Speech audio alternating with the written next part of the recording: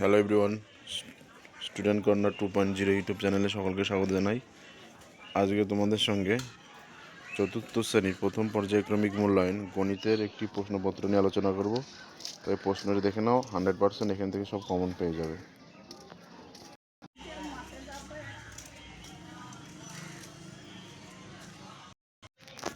দেখে নাও ভালো করে, এখান থেকে সেম একই কোশ্চেন হবে।